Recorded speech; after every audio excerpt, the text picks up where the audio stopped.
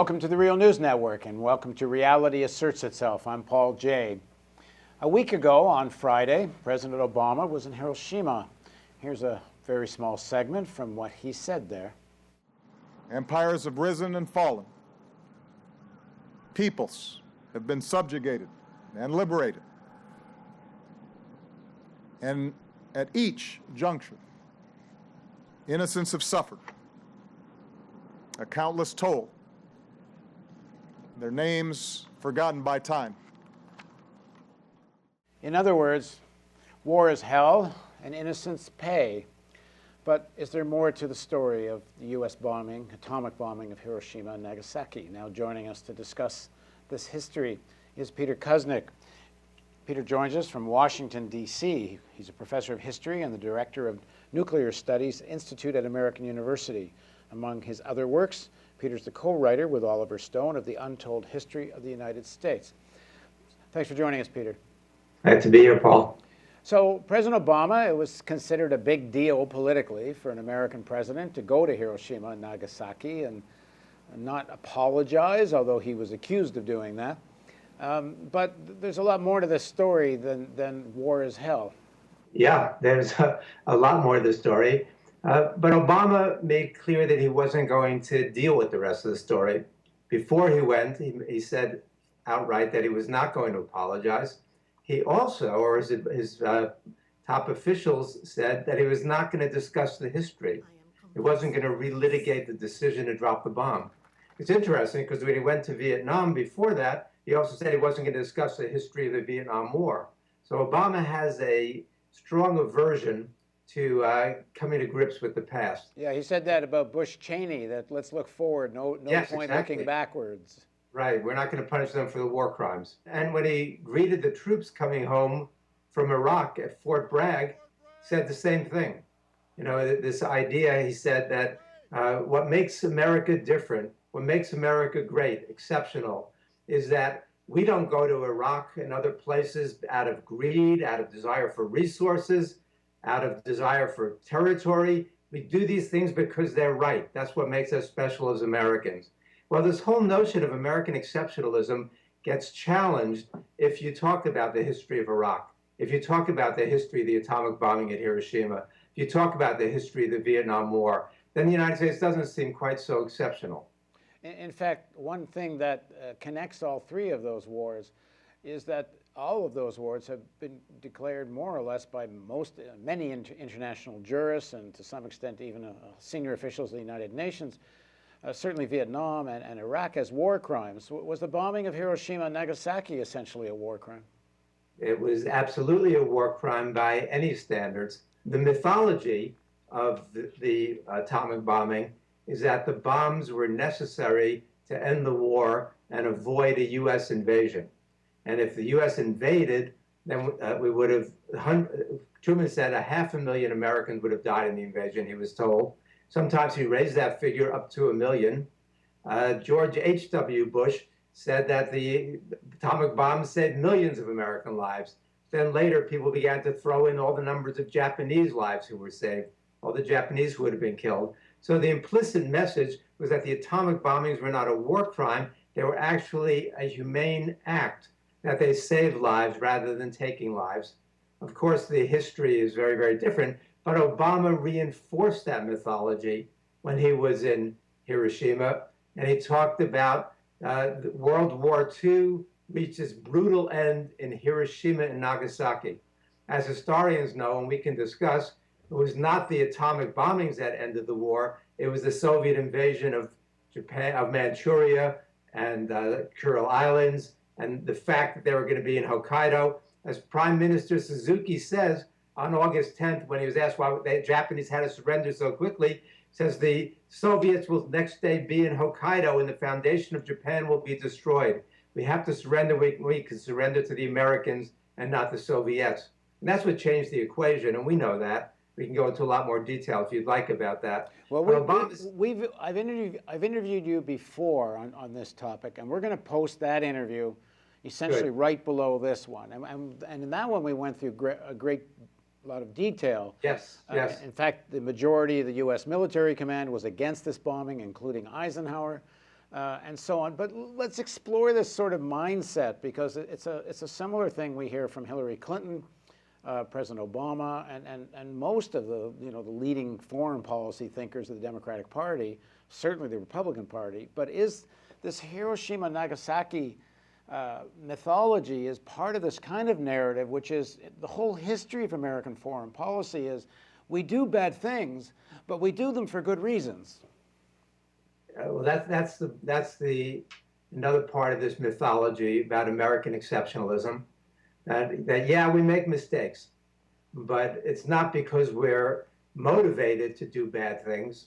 It's interesting because Obama laid the wreath at the cenotaph in Hiroshima, and what it says there, right in front of him, is "May the souls rest in peace, for we shall not repeat this evil." Right, and it calls it an evil. What's ambiguous about the cenotaph is it doesn't say who committed the evil or what exactly the evil was. And in Obama's talk, again, if you right from the opening line, he says, "Death fell from the skies." And the next line, then he says, "A terrible force unleashed." He never says even who caused the death there. It wasn't that death fell from the skies. It was that the United States dropped an atomic bomb on a civilian population in the midst of the civilian part of that city in order to create the most dramatic effect possible. As Admiral Leahy, the former chair of the Joint Chiefs of Staff, who was Truman's personal chief of staff, said, we said we were going to do it to attack a military target, he says. Then we went ahead and killed as many women and children as we could, which is just what we wanted to do all the time. That's Admiral Leahy.